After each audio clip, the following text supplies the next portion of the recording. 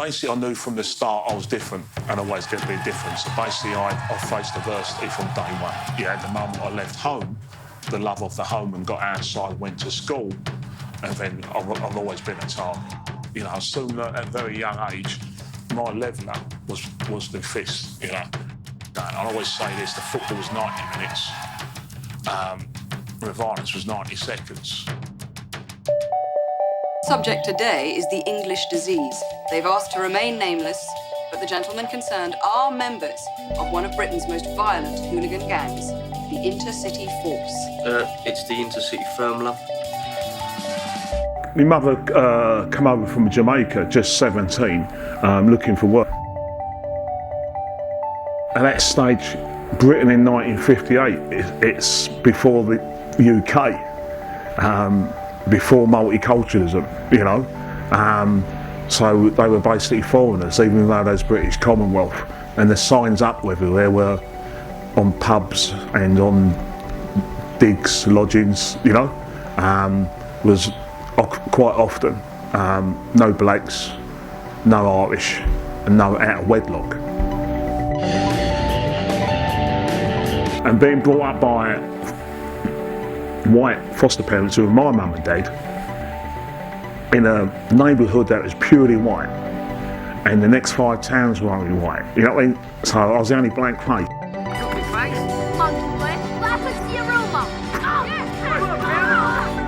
Basically, I knew from the start I was different and always going to be different. So basically, I faced adversity from day one. Yeah, at the moment I left home, the love of the home, and got outside and went to school, and then I've always been a target.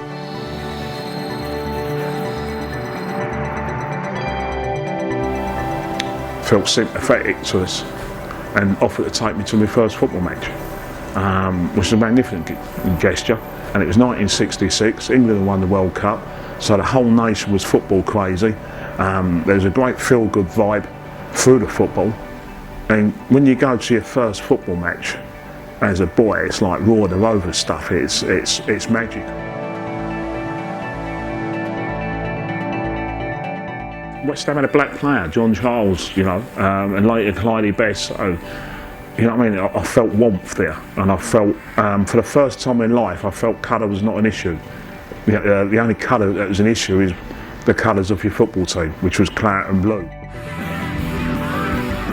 It's the facts that are destroying football. The culture then was peace and love, hippies, anti-war, rock, music.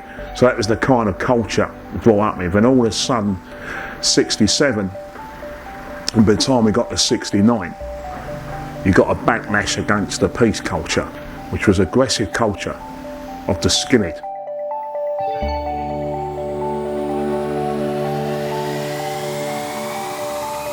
Then the aggressive subculture came along, and it captured me, the skinhead culture, and I loved it. You know, I was a black skinhead, you know, because it had black music, Trojan, you know, reggae music, you know. So I was discovering my roots, which was totally alien to me, you know. Also something else came along, which was Muhammad Ali, you know what I mean?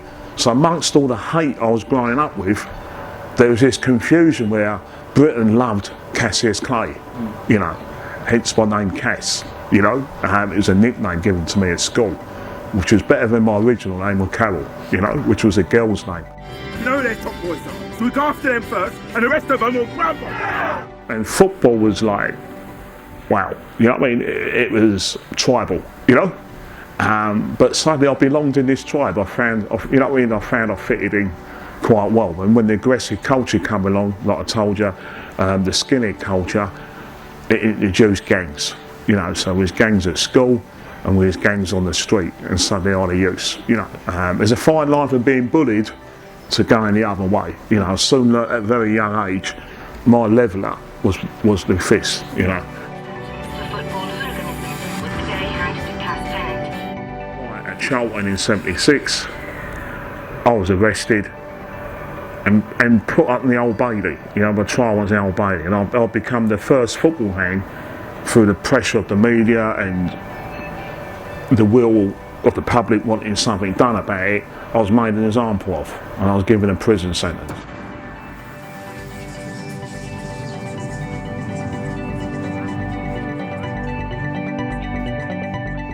And I couldn't figure, I was being talked about on radio stations, pick the radio in the police cell up, and then they'd be talking about me at Houses of Parliament.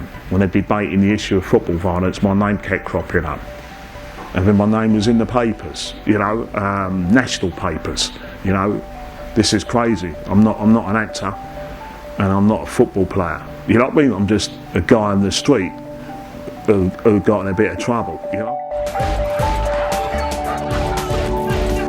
I was challenged, you know, that prison sentence challenged me, because if we thought it was quite a racial environment on the outside, it was nothing to like inside.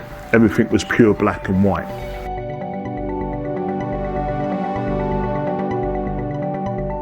So I started trying to write my life as it had been at the time. And also, I was angry, and I was angry youth, you know, because they were talking about my gang as being racist and thick, you know what I mean? And I thought, not the people I knew, you know what I mean? These are the first people in my life that gave me equality and treated me as an equal, you know? And there were some great guys. And so I started writing about me and the gang, you know? And it was in prison on these exercise books that I was actually writing down my life story. So from the prison officers ripping up my chance of a way out of the gang, yeah, to karma, with my book being in the high street, in the shops, you know what I mean? And it became a phenomenon because no one knew the inside story of the gang, of football gangs. Isn't football a hotbed of racism? But the challenges we learnt in the gang, because you've got to think, we're not an army and we're not a political group, you know what I mean? It was just like-minded youths doing stuff that didn't really fit in, well, wasn't acceptable because of the violence side, but there was more than the violence going on. I always say this, the football was 90 minutes, and the violence was 90 seconds, but the lads would talk about the whole weekend, so there must be something more going on than just the violence. So it took me 23 years before the book was published, but I never gave up.